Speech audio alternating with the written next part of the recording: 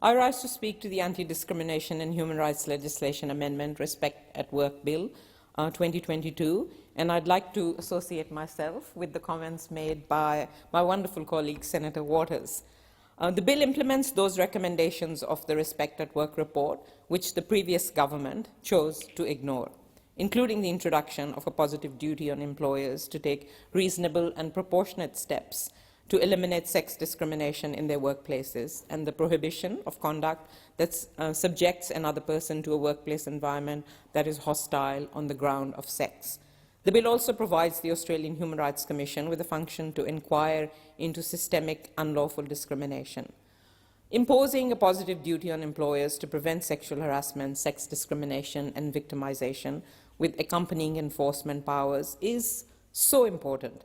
The Respect at Work inquiry found the current system places a heavy burden on individuals to make a formal complaint.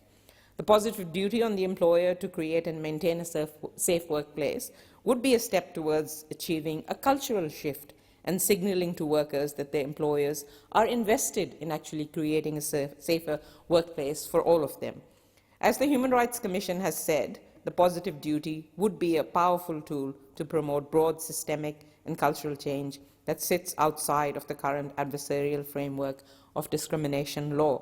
So it is really good to see this introduction of positive duty on employers through this bill. However, the bill should do more, as described by my colleague Senator Waters, and as noted in the Greens' additional comments to the Senate inquiry into this bill. A core finding of the Respect at Work report and other work of the Australian Human Rights Commission was that sexual harassment and discrimination are often intersectional, with compounding effect. Though specifically targeted at sexual harassment and sex-based discrimination, the bill really does present such a good opportunity to require employers to ensure their workplace is free from discrimination on any grounds, which should have been, and that opportunity should have been taken up by the government. There is no reason the positive duty and hostile work environment provisions should only apply to preventing discrimination on the basis of sex. And I know that Senator Waters will be moving a Greens amendment for similar obligations to extend to protect other protected attributes such as race, age, and disability. The Greens are supporting the bill, of course, because it represents significant progress for women around the country who have so courageously spoken their truth about the harassment, bullying, and abuse that they have been subjected to, and have made it clear in no uncertain terms that they will not rest until this stops. This bill is the product of significant effort, investigation, and analysis into sexual harassment and other forms of gendered violence at work. The National Inquiry into Sexual Harassment in Australian Workplaces was announced by the previous government in June 2018 in the context of the Me Too movement and global recognition of the serious harm caused by the problem of sexual harassment in workplaces. The inquiry, conducted over 18 months by the Sex Discrimination Commissioner, Kate Jenkins, was a world first. The 930-page report is comprehensive, thorough, well-researched, and informed by extensive consultations with a wide range of stakeholders. It made 55 practical and carefully considered recommendations for reform to fix our broken system, all of which the Greens support. As a proud feminist, I celebrate the work we have done in this country to address sexual harassment and other forms of gendered violence at work. We must continue this work, but we should also be equally determined to eliminate other forms of systemic and structural discrimination in Australian workplaces, in particular racism, homophobia, transphobia, and ableism. The Respect at Work report noted that alongside gender inequality, other inequalities experienced by groups with less power in society also contribute to the sexual harassment of people from these groups, and that addressing sexual harassment requires an intersectional approach.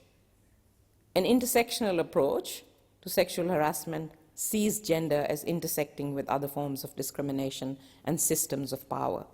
The report found that workers were more likely to experience sexual harassment in the workplace if they were LGBTQI+, First Nations, people from culturally and linguistically diverse communities, and migrant workers.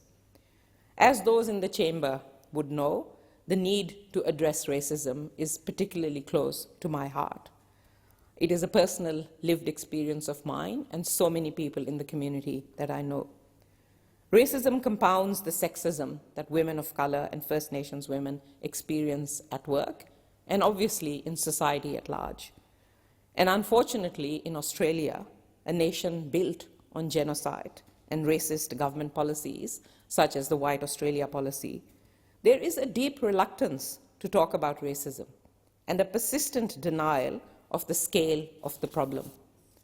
But racism is pervasive in Australian workplaces.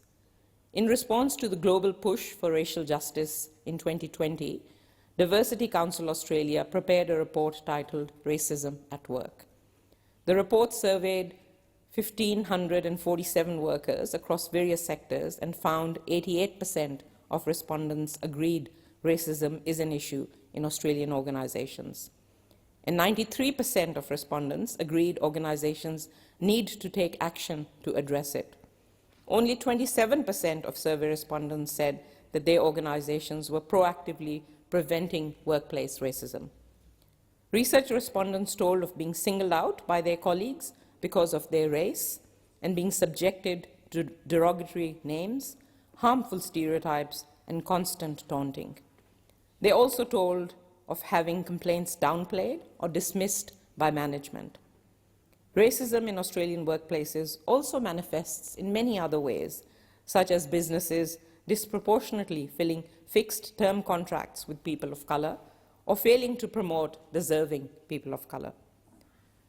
And this racism in workplaces does cause immense personal harm, just as sexism and other forms of discrimination do. And for many of us, this intersection of racism and sexism really heavily compounds disadvantage, harm, and discrimination.